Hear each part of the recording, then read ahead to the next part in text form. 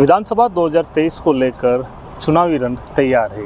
कल नामांकन की अंतिम तारीख है और टिकट वितरण के बाद से नाराज चल रहे चंद्रभान सिंह आकिया से आज हम रूबरू होंगे। सबसे पहले बहुत बहुत स्वागत है आपका पल पल राजस्थान में। हम चंद्रभान जी से बात करेंगे कि यह नाराजगी उनकी यहाँ क्यों रही है। सबसे पहली बात तो ये नाराजगी नहीं है, नाराजगी इस बात की है कि जब मैं 10 साल से यहाँ एमएलए हूँ, कोई नेगेटिविटी नहीं है। और 200 एमएलए में से सर्वे में 5वें नंबर का मैं हूँ, 5 नंबर आता है मेरे सर्वे में। और यहाँ मैंने मेहनत करी है, यहाँ जनता के साथ काम किया, जनता के साथ खड़ा हूँ। और यहाँ फिर बाहर से बुलाकर आप टिकट देते हैं, बाहरी प्रत्याशी को टिकट देते हैं या लोकल टिकट देते तो कोई दिक्कत नहीं। आप बाहरी प्रत्याशी को टिकट देने का हम लोगों का विरोध है, यहाँ की जनता का विरोध है कि हमारे को लोकल एमएलए चाहिए, यहाँ का एमएलए चाहिए, बाहर का एमएलए हम लोग नहीं चाहिए। राजू साहब को हम 15 साल पहले जेल चुके हैं यहाँ कि यहाँ जयपुर आना जाना हमारा नहीं रह सकता, यहाँ का लोकल एमएलए की जरूरत है, इसलिए विरोध है। और इसी कारण मैं चुनाव लड़ रहा हूँ। यहाँ की जनता चुनाव लड़ रही, मैं चुनाव नहीं लड़ रहा हूँ, यहाँ की जनता चुनाव लड़ रही है और जनता इसको जवाब देगी। और फिर राजू साहब यहाँ आते हैं और लोगों को चैलेंज करते हैं कि मैं आप लोगों को देख लूँगा, मैं ऊँट की पूँछ पकड़ लूँगा, उस वो कर लूँगा, मैं 20 साल तक रहूँगा, करूँगा। इस प्रकार का धमकाना करना, इस प्रकार के फ़ोन फान करना वो अच्छी बात नहीं है। यह जनता देख लेगी। जनता ये क्या देखेंगे, जनता देख लेगी 25 नवंबर को, और जनता वोट दे के जिताएगी।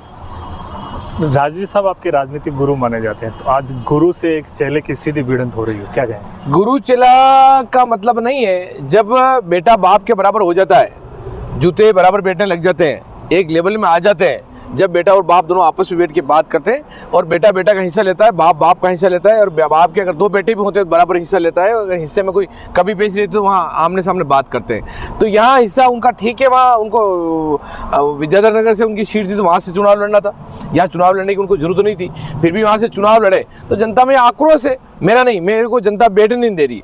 और जहाँ की जनता साथ लगी हुई है, यहाँ की जनता एमएलए बनना चाह रही है, यहाँ की जनता एमएलए बनाएगी, इसलिए यहाँ ये जीत होगी वो आम जनता की होगी। पार्टी के वरिष्ठ शीर्ष नेतृत्व से भी आपकी कोई बातचीत वगैरह हुई है? इतना विरोध जो चल रहा है उसके बाद भी गतिरोध रुकने का नाम नहीं ले रहा है और कल नामांकन की अंतिम तारीख है, तो क्या कहेंगे? कल हम रैली के रूप में पहले बड़ी सभा करेंगे, उसके बाद रैली करेंगे, रैली के बाद हम लोग फार्म भरेंगे और हज़ारों की तादाद में, लाखों की तादाद में लोग आएंगे और रैली के साथ हम लोग फार्म भरेंगे। और यहाँ की जनता में काफ़ी जोश खरोश है और यहाँ काफ़ी उत्साह भी है और जोश खरोश भी है, क्योंकि आक्रोश तो पार्टी के प्रति है और जोश खरोश जब इन लोगों ने ऊपर वालों ने इस प्रकार का हरकत करी है, इस प्रकार गाड़ी को सामने लाकर एक्सीडेंट किया है, तो एक्सीडेंट का जवाब देने के लिए यहाँ की जनता खड़ी है। उदयपुर में और भी उदयपुर पूरे राजस्थान में और भी जगह, कई जगह टिकट कार्यकर्ताओं के कटे हैं, तो क्या मानते हैं, क्या पार्टी ने निर्णय सही लिए हैं?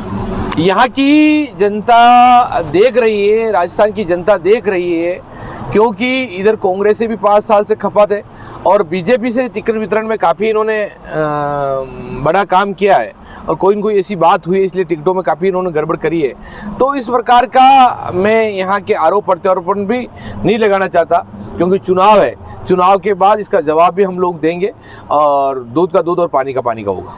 प्रदेश अध्यक्ष सीपी जोशी जी आपकी इसी चित्तौड़गढ़ से हैं, तो उनसे कोई बातचीत वगैरह आपकी हुई है क्या? नहीं, मैंने उनसे कोई बात नहीं करी। तो क्या नाराजगी, मतलब सीपी जी से भी नाराजगी? तो उनकी लोकसभा 10 साल से वो यहाँ से विधायक एमपी थे और जब 2013 में उन्होंने भी टिकट मांगा था एमएलए का, मैंने भी मांगा था, मेरे को टिकट मिल गया, उनको एमपी का मिल गया, तो ठीक है, वो चल रहा था। और फिर उन्होंने ठीक है, प्रदेश अध्यक्ष ने मौका लग गया, उनका दाव लग गया और दाव लगने उन्होंने टिकट काट दिया, कोई दिक्कत नहीं। हम चुनाव लड़ेंगे और जनता के बीच रहेंगे। तो क्या ये माना जाए कि आप भी किसी न किसी दूसरी पार्टी का दामन थामेंगे? नहीं, मैं निर्दलीय चुनाव लड़ूंगा और फिर जो भी होगा वो जनता फैसला करेगी। अभी चुनाव भी जिताने की जनता फैसला करेगी और फिर भी जो जनता फैसला करेगी उसके साथ रहूँगा। जनता फैसला करेगी और जनता फैसला करेगी। इसी बीच रणधीर सिंह भिंडर, जिन्होंने भिंडर में जनता सेना बने, वो बता रहे हैं कि मेरे संपर्क में भी कई सारे हैं, क्या आपसे भी उनसे बात हुई है? नहीं, संपर्क में तो राजस्थान में पॉलिटिकल आदमी कांग्रेस भी संपर्क में रहती है, बीजेपी रहती है, बसपा सपा जो भी हो, पॉलिटिकल आदमी तो आपस में टच में तो रहते ही हैं। ऐसा कोई टच वाली और ऐसा मिलने वाली ऐसी कोई बात नहीं।